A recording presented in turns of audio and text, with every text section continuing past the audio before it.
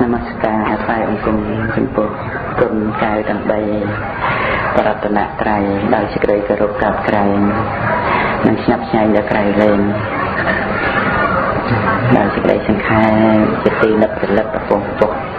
និងសូមថ្វាយអង្គមកណ្ដាលគុណចាស់គ្រប់ព្រះអង្គទាំងអស់ដែលបាននិមន្តគង់នៅលើវត្តប្រាសាទស្រះកែវក្នុងឃុំក្រាំងលាវស្រុកបាទីខេត្តតាកែវទាំងមានព្រះគ្រូចៅអធិការវត្តជាដើមនិងកណ្ដាលគុណម្ចាស់គ្រប់ព្រះអង្គដែលបាននិមន្តមកដើម្បីទ្រង់បានក្នុងវេលាព្រឹកនេះបន្ទាប់ពីសម្ដែងព្រះធម៌ទេសនាហើយប្រហែលជា50ព្រះអង្គគណៈកណ្ដាលគុណម្ចាស់គ្រប់ព្រះអង្គទាំងអស់ដែលជាបង្គោលមកក្នុងព្រះសាសនាក្នុងព្រះពុទ្ធសាសនាបើមិនមានអ្នកបួសព្រះសង្ឃវិខសាមណេរក៏មិនអាចឈ្មោះថាមានព្រះពុទ្ធសាសនាទៅបានពិតមែនតែថាសំខាន់នៅលើធម៌វិន័យប៉ុន្តែអ្នកត្រួតត្រងអ្នកប្រព្រឹត្តបប្រតិបត្តិអ្នកទទួលរក្សាគឺព្រះសង្ឃគណៈយ៉ាងទៀតព្រះសង្ឃក៏ជាទីពឹងនិងជានិមិត្តរូបដ៏សំខាន់ក្នុងពុទ្ធសាសនាទូទៅទាំងអស់អញ្ចឹងពុទ្ធបរិស័ទយើងក៏បានកសាងនៅសេនាសនៈវត្តអារាមដូចជាក្នុងវេលាគ្រានេះគឺបានកសាងនៅសាលាផតគឺសាលាសម្រាប់ព្រះសង្ឃនិមន្តឆាន់ចង្ហាន់ធ្វើបុណ្យធ្វើទានអីធម្មតាដោយសារសាលាចាស់នឹងត្រុតត្រោមណាស់ហើយសាលាឈើទុកទៅមិនអាចនឹងនៅតទៅទៀតបានត្រូវរៀបចំសាលាថ្មីនេះតូចទេប៉ុន្តែចាក់បេតុងអីនៅប្រសង្ឃសីណានឹងទោះជាមិនបដាសេចក្តីសុខនៅក្នុងចិត្តបុណ្យរបស់ពុទ្ធបរិស័ទទាំងណាសប្បាយនិងជ្រះថ្លាក្នុងការទំនុកបំរុងបច្ច័យ4ពុទ្ធសង្ឃខ្ញុំកណ្ដាលសូមគោរពព្រះគុណម្ចាស់គ្រប់ព្រះអង្គទាំងអស់ដែលបានស្ដាប់លើសំឡេងព្រះធម៌គ្រប់ព្រះអង្គក្នុងខ្សែអាប់នេះហើយនឹងសូមគោរពញាតិញោមបងប្អូនពុទ្ធបរិស័ទស្រីប្រុសទាំងអស់គណៈកម្មការអាចារ្យវត្តអាជ្ញាធរមូលដ្ឋាននិងរដ្ឋអំណាចទាំងអស់នឹងកងកម្លាំងសន្តិសុខលោកគ្រូអ្នកគ្រូសិស្សានុសិស្សទាំងអស់ញាតិញោមស្រីប្រុសដែលអញ្ជើញពីភ្នំពេញមកក្តីនៅក្នុងតំបន់ភូមិឃុំនេះក្តីទាំងអស់ដោយសេចក្តីរាប់អានជ្រះថ្លារួមជាកម្លាំងដើម្បីរក្សានៅពុទ្ធសាសនាជាមរតកដ៏ថ្លៃថ្លារបស់ព្រះសម្មាសម្ពុទ្ធបរមគ្រូនិងជាមរតកដ៏មានតម្លៃនៃបុព្វបុរសខ្មែរយើងដែលបានរក្សាទុកមកចែកឲ្យយើងតម្លៃសប្តាហ៍ថ្ងៃដើម្បីនឹងត្រួតត្រងរក្សាទុកគេដំណើរនឹងបន្តជាប្រយោជន៍ដល់ក្រៃលែងដល់កូនចៅដល់ក្រោយទៅទៀតណាសាលាផតមួយខ្នងមានបណ្ដោយ8ម៉ែត្រ50ណាហើយក៏តឹង6ម៉ែត្រ50ដែរនឹង8ម៉ែត្រកន្លះណាចឹងណាបណ្ដោយ8ម៉ែត្រកន្លះទៅតឹង6ម៉ែត្រកន្លះធ្វើពីបេតុងអាមេបានហើយស្រេចជាស្ថាពរតែនៅខ្វះលុយណានៅនេះសេខ្វះបច្ច័យខ្ញុំថាខ្វះលុយបណ្ដោយតែណាខ្វះថ្លៃជាងហើយអីហ្នឹងចឹងណាហ្នឹងហើយចឹងបានជាត្រូវមួយមតិគ្នាធ្វើបន់ឆ្លងដើម្បីប្រមូលបច្ច័យសម្រាប់សងថ្លៃកសាងសាលាផតនិងក្នុងថ្ងៃនេះព្រឹកនេះថ្ងៃសៅរ៍ទាំង3កើតខែមេនៅប្រហែលថ្ងៃទៀតមេកបុជាហើយ12ថ្ងៃទៀតពុទ្ធបរិស័ទយើងជ្រះថ្លាទៅដល់មេកបុជាហើយប្រទេសកម្ពុជាយើងក៏មានថ្ងៃមេកបុជានេះជាថ្ងៃសំខាន់ប្រចាំជាតិ អ្នកមុខអ្នកការមន្ត្រីរាជការក៏ត្រូវសម្រាប់ទោះជាមិនបានជើញទៅវត្តទៅអារាមអីយ៉ាងណាក៏មានអារម្មណ៍នាំឲ្យនឹករលឹកឃើញដល់ថ្ងៃសំខាន់ក្នុងពុទ្ធសាសនាថ្ងៃចតុរង្គសន្និបាតសម្ដែងអវាទបដិមកបន្តពីព្រះអង្គត្រាស់ដឹងបាន9ខែហើយនឹងមុននឹងបរិនិព្វាន3ខែដាក់នៅប្រជជននាយកសង្ខារនឹករលឹកឃើញអញ្ចឹងនេះក៏ជាគុណតម្លៃកិត្តិយសសំខាន់នៃព្រះពុទ្ធសាសនាហើយក៏ជាការសម្ដែងដល់ទឹកចិត្តជ្រះថ្លាសមាធិធិនៃប្រជាពលរដ្ឋខ្មែរជាពិសេសគឺរដ្ឋអំណាចរាជរដ្ឋាភិបាលរាជាដែលកំណត់នៅថ្ងៃមេកបូជានេះជាថ្ងៃសំខាន់នៃពុទ្ធសាសនាហើយប្រទេសខ្មែរយើងក៏គោរពទាំងស្រុងគឺត្រូវសម្រាប់ពីកិច្ចការងារតាមក្រសួងតាមមុខនីតិទូទាំងប្រទេសរៀបចំកាយវិការទឹកចិត្តយ៉ាងណាបប្រតិបត្តិឲ្យបានសមរម្យជាពុទ្ធបរិស័ទដើម្បីបូជាដល់ប្រតនត្រ័យនឹករលឹកហើយដើម្បីជាការអប់រំចិត្តផ្នែកមនោសញ្ចេតនាផ្នែកស្មារតីឲ្យចិត្តវិញ្ញាណនឹងឯងបានភ្លឺថ្លាទៅដោយព្រះធម៌របស់ព្រះសម្មាសម្ពុទ្ធនេះដែលយើងគួរអបអរសាទរគួរអនុមោទនាព្រោះពីមុនមកមានតែវិសាខបូជាដែលជាថ្ងៃសំខាន់សម្រាប់កិច្ចការងារទូទាំងប្រទេសគ្រប់ក្រសួងស្ថាប័នអ្នកមុខអ្នកកាយទាំងអស់ឥឡូវយើងមានមេកបូជាមួយទៀតប្រចាំប្រទេសខ្មែរយើងប៉ុន្តែគួរដឹងគុណដល់រាជារាជរដ្ឋាភិបាលប្រមុខរដ្ឋសភាព្រឹទ្ធសភាអីដែលបានធ្វើឲ្យមានថ្ងៃសំខាន់នេះប្រចាំប្រទេសខ្មែរយើងទេខ្ញុំក៏ដែរបាទត្រេកអរហើយខ្ញុំឃើញថានឹងបានចម្រើនទៅមុខនៅថ្ងៃសំខាន់ទៀតដូចជាអាសាលហបូជា15កើតខែអាសាឍនឹងត្រូវនឹងថ្ងៃដែលយើងធ្វើបុណ្យចូលព្រះវស្សាថ្ងៃហ្នឹងក៏មានថ្ងៃសំខាន់ជាថ្ងៃកំណើតព្រះធម៌ទេសនាព្រះអង្គសម្ដែងបឋមចក្រពវត្តនសូត្រសំខាន់មែនទែនព្រោះព្រះធម៌ទេសនាព្រះសម្មាសម្ពុទ្ធព្រះអង្គទ្រង់ត្រាស់សម្ដែងមកជាប្រយោជន៍ធំមហិមាដោយប្រយោជន៍ដ៏ធំធេងណាស់រហូតជាមរតកមកដល់សប្តាហ៍ថ្ងៃឥឡូវហ្នឹងយើងតែគោរពព្រះធម៌ហ្នឹងក៏ដោយសារមានថ្ងៃហ្នឹង15កើតខែអាសាឍហ្នឹង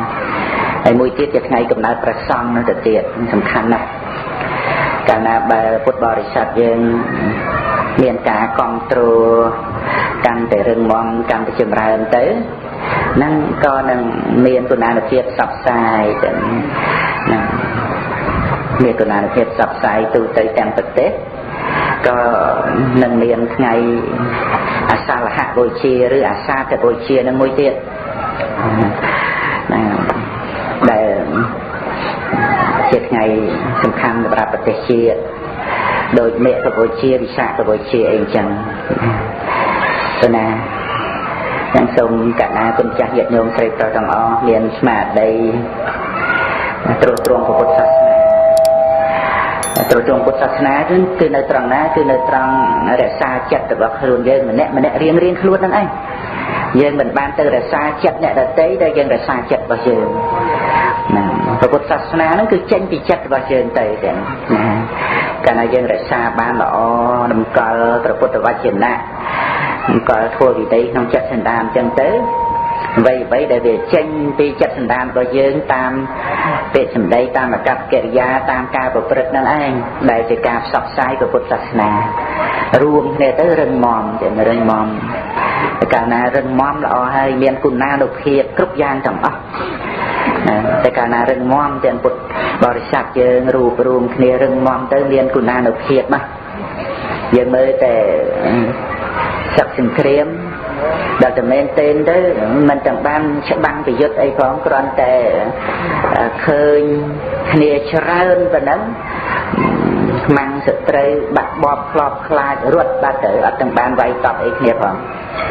តែនឹងដោយកម្លាំងមានច្រើនចឹងអានេះគ្រាន់តែឧទាហរណ៍ណាចឹងយ៉ាងណាមិញកិច្ចការងារដែលពុទ្ធបរិស័ទយើងនឹងឯងប្រព្រឹត្តបរិបត្តិហ្នឹងគឺមានទិសដៅដើម្បីគ្រប់គ្រងពុទ្ធសាសនាដូច្នេះគឺយើងត្រូវប្រយ័ត្ននៅត្រង់ការបែកបាក់គ្នាការបែកបាក់គ្នាប្រៀបដូចជារូបកាយយើងខូចសុខភាពអញ្ចឹងបណ្ដាលឲ្យរោគចូលមកបានដល់ងាយចឹងណាកាន់តែដំដាទៅទៀតណាការដែលពុទ្ធបរិស័ទយើងប្រេះឆាមានការបែកបាក់ដោយចិត្តគំនិតដោយការប្រព្រឹត្តដោយការព្រមព្រៀងកម្លាំងហ្នឹងគឺថាចុះខ្សោយទៅឯងបងប្អូនណាអ្នកដទៃដែលគេមិនជ្រះថ្លាគេមិនចូលចិត្តដែលគេត្រេកអរនឹងការវិន័យនោះហ្នឹងគឺថាជាឱកាសដែលគេមានកម្លាំងចិត្តគេអាចគ្របសង្កត់បំបែកបំបាក់ថែមដើម្បីឲ្យវិន័យវិន័យក៏បានអានឹងតាមចេតនារបស់គេហើយគេមានកម្លាំងចិត្តដល់សការផ្សេងទៅអានឹងរសិនបើមានហ្នឹងហើយជិះមិនផុតពីមានទេព្រោះនោះយើងចិត្តផ្សេងគ្នា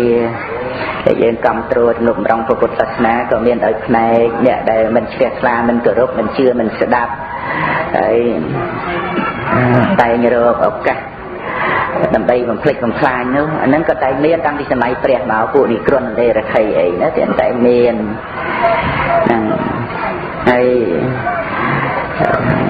មិនចាំបាច់និយាយដល់ទៅពុទ្ធសាសនាទាំងមូលទេយើងនិយាយត្រឹមតែក្នុងពួកក្រុងវត្តអារាមក្នុងកន្លែងមួយហ្នឹងក៏ត្រូវតែពង្រឹង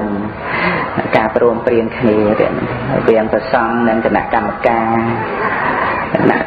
រគ្នាឯងហ្នឹងជាមួយពុទ្ធបរិស័ទហ្នឹងហើយមានទំនាក់ទំនងជាមួយអ្នកក្រៅទៅទៀត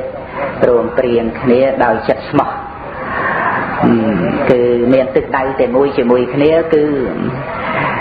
បូជាប្រតនត្រ័យដែលយើងបានទទួលនៅគុណជាអនេកគឺការចេះដឹងណាការចេះដឹងជាសម្បត្តិមួយដ៏ថ្លៃថ្លាដូច្នេះការតបស្នងរបស់យើងគឺជួយឲ្យពុទ្ធសាសនាបានចម្រើនយើងអត់មានទាមទារអីពីពុទ្ធសាសនាជាបច្ច័យ4ជាលុយជាកាក់អីទេគឺយើងបប្រតិបត្តិតបស្នងសងព្រះគុណពុទ្ធសាសនាតាមរយៈនៃកម្លាំងកាយកម្លាំងវាចាកម្លាំងត្រប់ដែលជ្រះថ្លាព្រោះអ្វីដែលយើងទទួលបានហ្នឹងមានតម្លៃដ៏លើសលប់ថ្លៃជាងជីវិតរបស់យើងទៅទៀតគឺការយល់ដឹងពីជីវិតរបស់យើងបើអត់ការយល់ដឹងទេងងឹតសូនសំគ្រោះថ្នាក់ដល់ក្រៃលែងទៅនរកប្រែតិឆានអសុរកាយនឹងថាទៅហើយតែវាគ្រោះថ្នាក់ក្រៃលែងជាងនឹងទៅទៀតដែលយើងមើលទៅគួរឲ្យស្លឹកខ្លាចគឺសេចក្តីទុក្ខប្រចាំភពប្រចាំវត្តដាក់ភាពអាក្រក់អ៊ូអាប់សៅមងអត់តម្លៃថោកទាបអ្វីទាំងអស់ហ្នឹងព្រោះជីវិតរបស់យើងដែលមិនមាននៅព្រះធម៌មិនមានគុណធម៌ហ្នឹងហើយជាពិសេសគឺគុណធម៌ដែលជាឧបនិស្ស័យនៃការរួចផុតចាកទុក្ខហ្នឹងដែលមានតម្លៃដ៏ថ្លៃថ្លាប្រសិនបើយើងមិនបានទទួលគុណធម៌កន្លែងហ្នឹងទេតែប្រយោជន៍នៃការខំរស់របស់យើងហ្នឹងវានៅត្រង់ណាយើងបានដឹងអញ្ចឹងទៅគុណធម៌ដែលជាឧបនិស្ស័យនៃការរួចផុតចាកទុក្ខហ្នឹងមានក្នុងសន្តានយើងទទួលបានអំពីពុទ្ធសាសនាដូច្នេះអត់មានអ្វីដែលថ្លៃថ្លាជាងនឹងទៀតទេហើយយើងបប្រតិបត្តិទូនាទីជាពុទ្ធបរិស័ទគឺបប្រតិបត្តិតបស្នងសងគុណព្រះសាសនាបូជាកម្លាំងកាយចិត្តជីវិតជីវ៉ា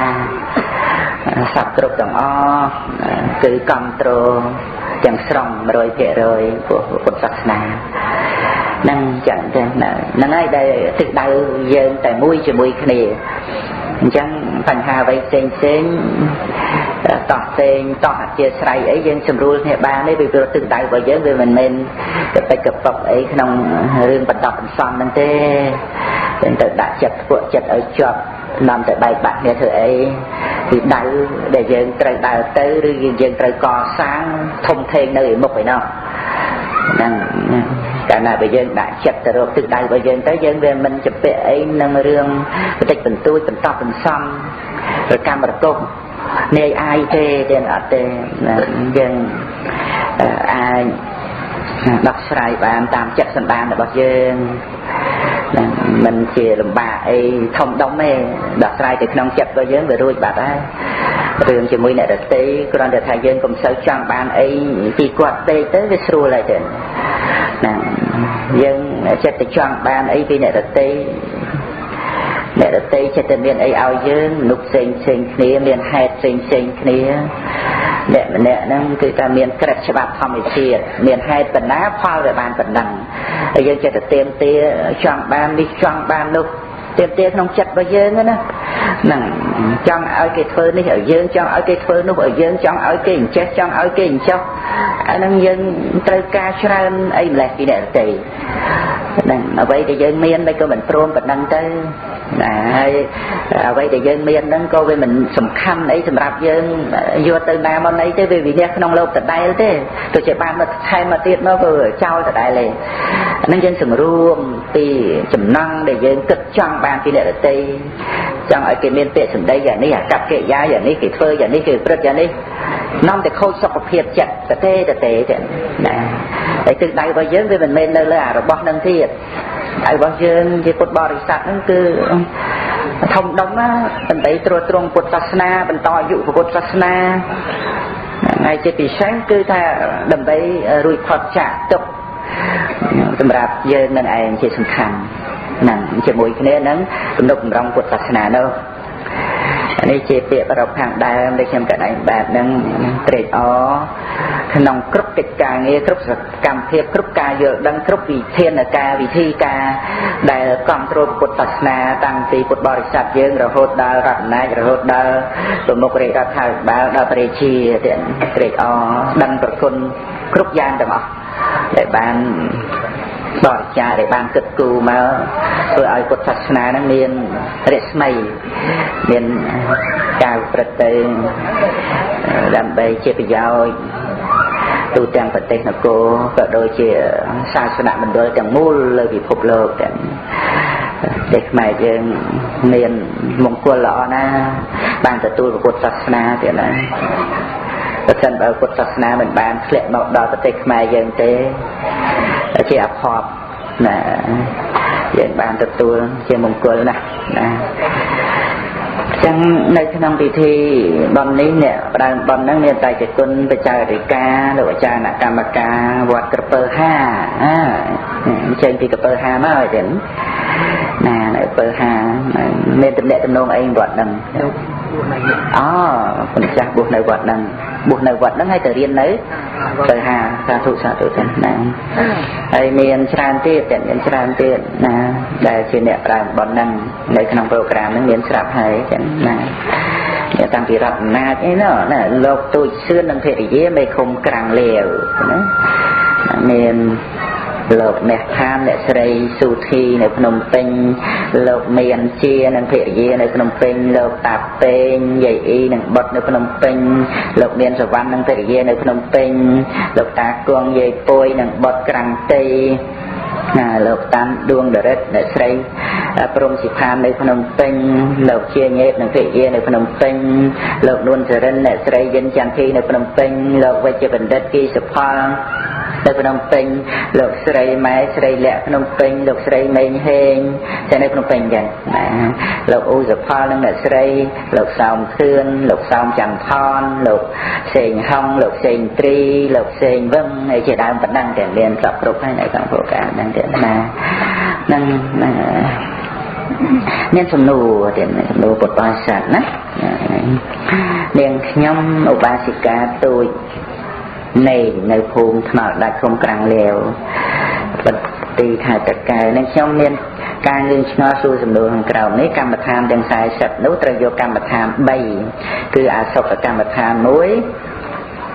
មរណានុសតិកម្មដ្ឋាន1កាយកតាសតិកម្មដ្ឋាន1ប៉ុន្តែលះបង់នៅមូលកម្មដ្ឋានមិនបានត្រូវចម្រើនមូលកម្មដ្ឋានជាមុនសិនទៅចម្រើនកម្មដ្ឋានណាមួយតាមកាលដ៏គួរសំណួរទី1ដូចម្ដេចហៅថាមូលកម្មដ្ឋានមានប្រមាណគឺអ្វីខ្លះសូមលោកគ្រូមេត្តាជួយពន្យល់ហើយទី2តេខេណានុប្រទានប្រែថាទានខាងស្ដាំគឺបុគ្គលដែលមានឋានៈខ្ពស់ក៏បីទទួលបានដល់សំណាក់ឬមេត្តាបិតាចុះបើមេត្តាបិតាធ្វើឲ្យដល់បុត្រធីតាវិញតើឲ្យឈ្មោះថាតេខេណានុប្រទានបានឬទេបើបានព្រោះហេតុអ្វីបើមិនបានឲ្យឈ្មោះដូចម្ដេចមេត្តាបិតាធ្វើបុណ្យឲ្យកូននឹងចេះតែទាំងគ្រាន់តែថាដើម្បីឲ្យកូនបានបុណ្យកុសលឬឧទ្ទិសបុណ្យកុសលឲ្យដល់កូនតែតេខេណានុប្រទានហ្នឹងគឺមានប្រសង់ជាបដិគិអគ្គឯនោះតែតែដែលជាអ្នកទទួលទានហ្នឹងដែលហៅថាតេខេណាទានតេខេណាទានហ្នឹងវាមានតែតេខេណានុប្រទានហើយនិងតេខេណាទានតេខេណានុប្រទានគឺឧទ្ទិសតេខេណាទានឲ្យដល់អ្នកដែលចែកឋានទៅហ្នឹងហៅតេខេណានុប្រទានឧទ្ទិសតេខេណាទាននឹងទៅទៀតបានហៅថាតេខេណានុប្រទានណាហ្នឹងហើយដល់ទៅតេខេណាទានគឺយើងធ្វើទានហ្នឹងឲ្យដល់តេខេណាយបុគ្គលដ៏ពងពោះព្រមទាំងយើងជាអ្នកធ្វើហ្នឹងជឿកម្មជឿផលវិបាករបស់កម្មមានសមាធិត្រឹមត្រូវផងហ្នឹងហៅតេខេណាទានដល់បានតេខេណាទានហ្នឹងមកយើងឧទ្ទិសតេខេណាទានទៅអាត្រង់ដែលយើងធ្វើឲ្យឧទ្ទិសតេខេណាទានហ្នឹងអញ្ចឹងហៅថាតេខេណានុបទានតេខេណាហើយនឹងអនុបទានទៅចូលគ្នាទៅយល់ហើយចឹងទេណាដូច្នេះគឺថាយើងគោរពព្រះសង្ឃសមណៈព្រាហ្មណ៍បដិគិអគ្គហ្នឹងហើយត្រង់យើងឧទ្ទិសបុណ្យកុសលទៅអាហ្នឹងប្រព្រឹត្តទៅដោយមេត្តាប្រព្រឹត្តទៅដោយករុណានៅក្នុងបដិទានហ្នឹងមិនមែនមេត្តាបិតាហ្នឹងយកកូនហ្នឹងមកជាតេខេណាយបុគ្គលឯណាអត់ទេណាហើយត្រង់ចំនួនខាងដើមពីមូលកម្មដ្ឋានហ្នឹងកម្មដ្ឋានដែលជាឫសគល់សម្រាប់ជាឧបនិស្ស័យឲ្យទៅជាមូលដ្ឋានឲ្យទៅជាការស្និទ្ធស្នាលឬឲ្យទៅជាចំណូលចិត្តឲ្យទៅជាទម្លាប់នៅក្នុងការអប់រំចម្រើនកម្មដ្ឋានផ្សេងទៅទៀតគឺមានមូលកម្មដ្ឋានហ្នឹងត្រូវតាមចរិតអធិស្រ័យជីវិតរស់នៅរបស់ពុទ្ធបរិស័ទយើងជាប្រកដីដូចជាពុទ្ធបរិស័ទយើងនឹងចូលចិត្តប្រតនត្រ័យត្រូវមានមូលកម្មដ្ឋានពុទ្ធានុសតិហ្នឹងណាណាក៏ត្រូវដែរកន្លែងហ្នឹងហើយបើចូលចិត្តទៅក្នុងមូលកម្មដ្ឋានពុទ្ធានុសតិអញ្ចឹងទៅក៏បាននៅបៃតេនឹងតាមមកជាទៅក៏ចេះតែរៀបចំកម្មដ្ឋានហ្នឹងទៅតាមអធិស្រ័យចរិតរបស់ខ្លួននឹងទៅទៀតដែរហ្នឹងព្រោះបានទទួលស្គាល់រសជាតិនៃសេចក្តីសុខស្ងប់ពីកម្មដ្ឋានហ្នឹងហើយជាប្រវត្តិជីវិតរស់នៅជាមួយនឹងមនុស្សទាំងឡាយទាំងពួងតែមានទំនាស់ចិត្តទំនាស់អធិស្រ័យព្រោះមនុស្សយើងចិត្តមិនដូចគ្នាណាម្ល៉េះហើយកិច្ចការងារក៏ផ្សេងចរិយាការប្រព្រឹត្តអីចឹងតែទំនាស់អធិស្រ័យដូច្នេះភ្លើងទោសៈហ្នឹងវាចាំដុតចិត្តអញ្ចឹងយើងត្រូវសាងចិត្តសម្ដានរបស់យើងដូចជាថាយើងធ្វើផ្ទះថ្មកុំឲ្យភ្លើងវាងាយឆេះផ្ទះស្បៃអីហ្នឹងវាងាយឆេះជាងណាដល់ផ្ទះថ្មវាមិនសូវឆេះអញ្ចឹងដើម្បីសាងមូលដ្ឋានកម្មដ្ឋាននឹងជាប្រកដីត្រូវអប់រំមេត្តាអញ្ចឹងហើយជីវិតយ៉ាងទៀតយើងតែងតែសវណ្ណទៅនៅក្នុងរូបកាយស្អាតជានេះល្អជានោះខំតបខំតែងអញ្ចឹងទៅនឹងក៏ត្រូវតែមានកម្មដ្ឋានមួយទៀតគឺឲ្យឃើញតាមសេចក្តីពិតគឺការមិនស្អាត ដើម្បីកំចាត់បងនៅសេចក្តីស្រវឹងហ្នឹងហើយតាមសេចក្តីពិតនៃជីវិតយើងត្រូវតែស្លាប់វាអាចស្រវឹងនឹងជីវិតហ្នឹងបើយើងមិនបានគិតដល់សេចក្តីស្លាប់ទេអញ្ចឹងមូលកម្មដ្ឋានហ្នឹងមាន4ទេណាពុទ្ធានុសតិមេត្តាចអសុភ័ងមរណសតិអិចេតាចតុរារក្ខាភាវេតពេបណបណាំអរខកម្មដ្ឋានមាន4យ៉ាងទៀតដែលត្រូវរក្សាឲ្យរឿយហ្នឹង1គឺពុទ្ធានុសតិ2មេត្តា3អសុភកម្មដ្ឋាន4មរណសតិដែលសាធុជនក៏បីចម្រើនឲ្យបានរឿយណាភាវេតពេបណបណាំគឺជាកិច្ចដែលត្រូវអប់រំចម្រើនភាវេតពេហ្នឹងបណបណាំគឺរឿយគ្រាន់តែជំរាបជូនប៉ុណ្ណឹងហើយចង់បញ្ជាក់សេចក្តីនឹងដែរមិនបញ្ជាក់អំពីកិច្ចការប្រព្រឹត្តបរិបត្តិអីយ៉ាងណាទៅនោះទេតែចង់បញ្ជាក់ថាការអប់រំប្រកម្មដ្ឋានក្នុងជីវិតរាល់ថ្ងៃនេះគឺដើម្បីសុខភាពផ្លូវចិត្តណាសុខភាពផ្លូវចិត្តយើងស្ដាប់បានហើយគឺដើម្បីចិត្តមានសេចក្តីសុខនឹងឯងហើយក្នុងជីវិតរបស់យើងនឹងសេចក្តីសុខសំខាន់គឺសុខចិត្តទេណាដែលសុខចិត្តនឹងវាសំខាន់រហូតដល់ថាសម្បត្តិទ្រព្យក្នុងโลกនេះជាបរិជាជាស្ដេចចក្រពត្តិក៏មិនអាចយកមកប្រៀបអីបានជាមួយនឹងសេចក្តីសុខសាន្តផ្លូវចិត្តតែនឹងជាការប្រកបតែព្រះអរិយៈបានឃើញហើយតែសុខចិត្តហ្នឹងណា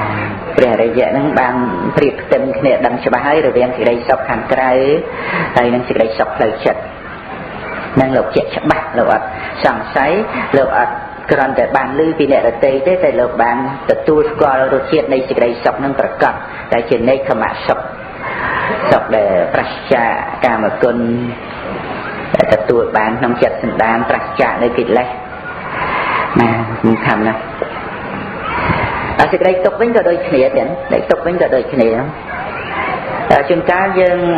ខ្វះការអប់រំគំនិតស្មារតីបញ្ញាអ្វីយើងសម្លឹងឃើញសេចក្តីទុក្ខរបស់មនុស្សនៅត្រង់ចំពោះតែរូបកាយតែត្រង់សេចក្តីទុក្ខផ្លូវចិត្តយើងមើលអត់ដឹងអត់យល់ថាមនុស្សមានទុក្ខទេដូចជាអ្នកធ្វើបាបផ្សេងក្នុងមុខរបររត់ទទួលទានកិច្ចការងារអីចឹងទៅរំលោភជិះជាន់កេងប្រវ័ញ្ចនិងប្រព្រឹត្តការចិញ្ចឹមជីវិតមិនល្អផ្សេងទទួលលាភទទួលយកទ្រព្យសម្បត្តិមានបានពងខ្ពស់យើងមើលទៅឃើញអ្នកដទៃហ្នឹងមានសេចក្តីសុខយើងអាចកើតទុកមិនសុខចិត្តតែខ្លួនយើងរិះគន់ខ្នំខ្នាញ់អីចឹងទៅឬក៏ចំណែនឬក៏អាចយល់ខុសទៅទៀតណា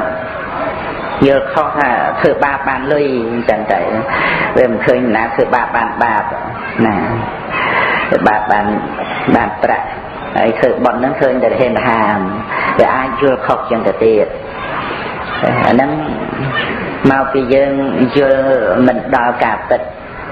តែការពិតគឺនៅតែការពិតទាំងស្អីក៏ដោយហ្នឹងយើងត្រូវតែសម្រេចឲ្យហើយណាសម្រេចឲ្យហើយថាអ្វីក៏មានការពិតក្នុងខ្លួនឯងដែរអ្វីជាធម្មជាតិគ្រប់យ៉ាងជាសង្ខារធម៌គ្រប់យ៉ាងគឺតែមានការពិតបើយើងដឹងដល់ការពិតហ្នឹងគឺថាយល់ត្រូវកម្ចាត់បងនៅមោហៈកម្ចាត់បងនៅការយល់ខុសហើយបានសុខគ្រប់យ៉ាងទាំងអស់ក្នុងចិត្តរបស់យើងជាមួយគ្នានឹងការយល់ត្រូវប៉ុន្តែដល់យើងយល់វាមិនត្រូវវានៅកើតកិលេសកើតសេចក្តីក្តៅក្រហាយផ្សេងហ្នឹងយើងត្រូវយល់ថាមកពីយើងយល់ខុសហេតុផលបានជាវាមានរឿងកើតទុកមិនសុខចិត្តណារឿងនេះដែលមានបានអីហ្នឹងវាតេតងនឹងកម្មចាស់នោះផងកុសលកម្មដែលឲ្យផលនឹងកុសលកម្មដែលឲ្យផលឯការប្រព្រឹត្តឆ្កំឆ្គងក្នុងបច្ចុប្បន្នការប្រព្រឹត្តឆ្កំឆ្គងក្នុងបច្ចុប្បន្នអាហ្នឹងវាជារឿងមួយដែលឡែកជាសភាវៈបាបជាសភាវៈអាក្រក់មិនល្អគឺនៅតែអាក្រក់នៅតែមិនល្អអញ្ចឹងឲ្យផលជាទុកទាំងក្នុងបច្ចុប្បន្នទាំងក្នុងបរលោកអញ្ចឹងអាហ្នឹងគឺថា